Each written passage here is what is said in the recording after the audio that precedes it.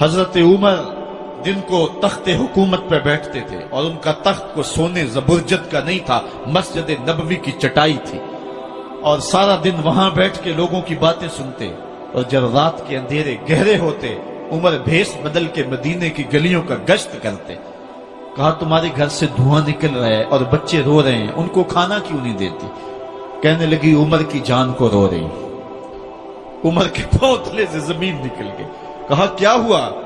کہا 3 دن سے ہمارے ہاں کھانے کے لیے کچھ نہیں ہے، روزانہ بچے روتے ہیں اور میں ہنڈیا کے اندر پتھر ڈال کر کے نیچے سے آگ ڈالتی رہتی ہوں کہ بچے انتظار کر کر کے سو جائیں گے، کم وقت سو بھی نہیں رہے، اور وہ پتھر پکیں گے بھی کیا، اور میں عمر کی جان کو رو رہی ہوں۔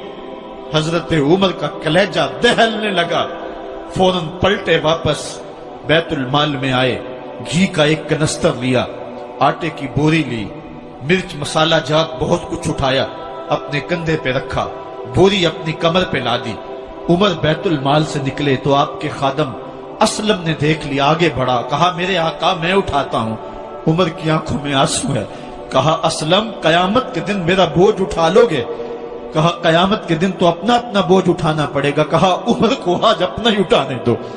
حضرت عمر وہ گھی کا کنستر اور وہ آٹے کی بوری سر پہ اٹھائے ہیں اور اس خاتون کے گھر جاتے ہیں اور دستک دیتے ہیں۔ وہ جب دیکھتی ہے اس کی جان میں جان آ جاتی ہے۔ کہا جلدی جلدی آٹا گوندو، اور عمر سبزی کاٹنے لگ جاتے ہیں۔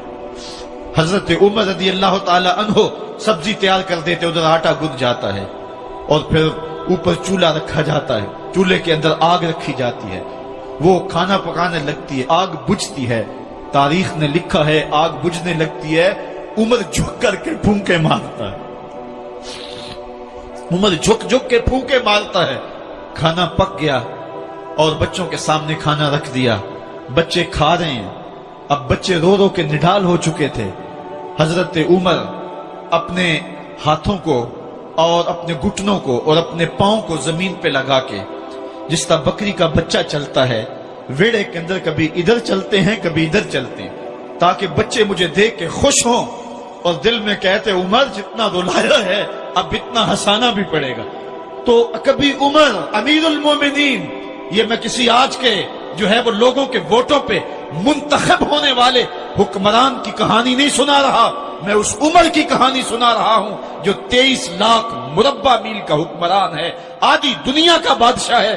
حضرت عمر جو ہے جس طرح بکری کا بچہ چلتا ہے، اس طرح اپنے ہاتھ اور اپنے گھٹنے زمین پہ ٹیک کر کے جو ہے وہ اس طرح چلتے ہیں۔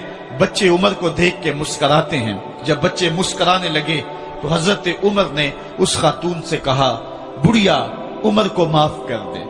اس نے کہا تو اتنی ہمدردی کیوں کرتا ہے؟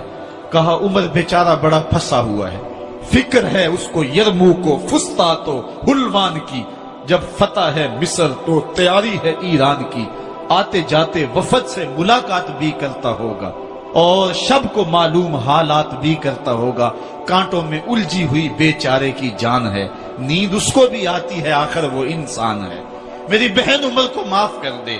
اس نے کہا نانا عمر کی بات میرے سامنے نہ کر، قیامت کا دن ہوگا، عمر کا گریبان ہوگا اور میرا ہاتھ ہوگا۔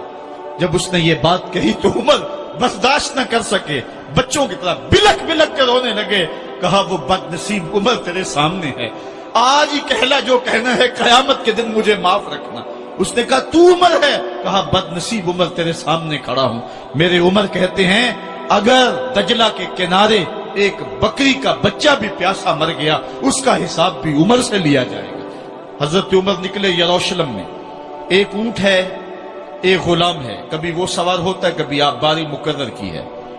جب قریب پہنچے یروشلم کے تو عمر کی باری نکیل پکڑنے کی اور غلام کی باری اوپر سوار ہونے کی آ گئی۔ غلام نے کہا آقا میں مرضی سے اپنی باری چھوڑتا ہوں، آپ آ جائیں، دشمنوں کے مفتوحہ علاقے میں آ رہے ہیں، تازہ تازہ علاقہ فتح ہوا ہے، اسلام کی شان و شوکت ظاہر ہو۔ عمر نے کہا اسلام کی شان و شوکت ایسے ظاہر نہیں ہوتی ہے، اپنی باری پہ تم بیٹھو گے، اپنی باری پہ میں بیٹھوں گا۔ لوگ منتظر کھڑے ہیں، دور سے جب دیکھا کہا اس کی ہیبت سے کانپتے تھے ہم، یہ تو کوئی حبشی لگتا ہے، رنگ کالا ہے، ہونٹ موٹے ہیں، اس سے تو زیادہ حسین اس کا غلام ہے جو آگے آگے چل رہا ہے۔ حضرت ابو عبیدہ نے کہا دھوکہ کھا رہے ہو، ہمارا آقا وہ نہیں ہے جو اونٹنی کے اوپر سوار ہے، ہمارا آقا وہ ہے جو لگام تھامے آگے آگے چل رہا ہے۔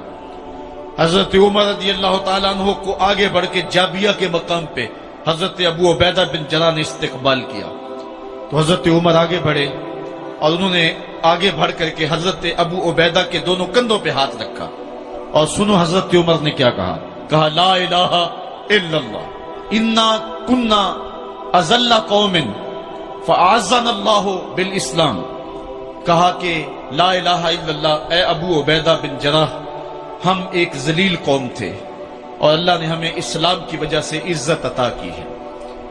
اور میں تمہیں ایک تاریخ ساز بات کہنے لگا ہوں، اور وہ یہ ہے کہ جب تک ہم اس عزت والے اسلام کے دامن کو تھامے رہیں گے ہماری عزت قائم رہے گی، اور جب اسلام کے علاوہ کسی اور جگہ سے عزت ڈھونڈیں گے تو رسوا کر کے رکھ دیے جائیں گے۔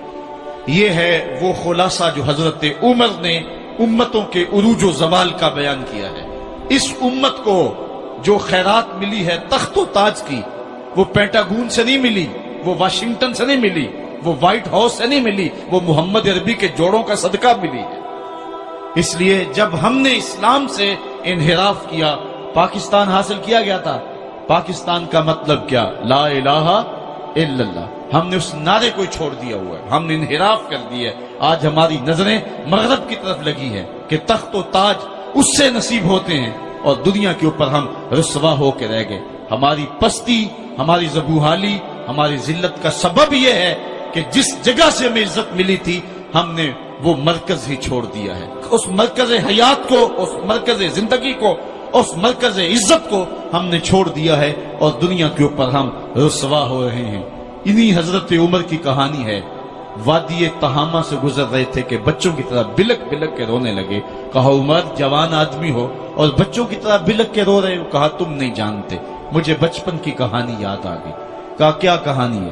کہا یہی عرض تہامہ تھی، میرے باپ خطاب نے مجھے 5 اونٹ دیے تھے، کہا انہیں لائن میں کھڑا کرو سیدھا۔ میں آگے والا سیدھا کرتا تھا، پیچھے والا ٹیڑھا ہو جاتا، پیچھے والا سیدھا کرتا، آگے والا ٹیڑھا ہو جاتا۔ میرے باپ خطاب نے مجھے بڑا مارا۔ کہا ایک عرب کے بیٹے ہو کہ تم سے 5 اونٹ لائن میں کھڑے نہیں ہوتے؟ کہا ایک زمانہ عمر پہ وہ تھا کہ اس سے 5 اونٹ لائن میں کھڑے نہیں ہوتے تھے، اور آج شرق سے لے کر غرب تک 23 لاکھ مربع میل کی حکمرانی اور انسان بھی لائن میں کھڑے ہیں۔ یہ محمد عربی کے جوڑوں کا صدقہ نہیں ہے تو اور کیا ہے؟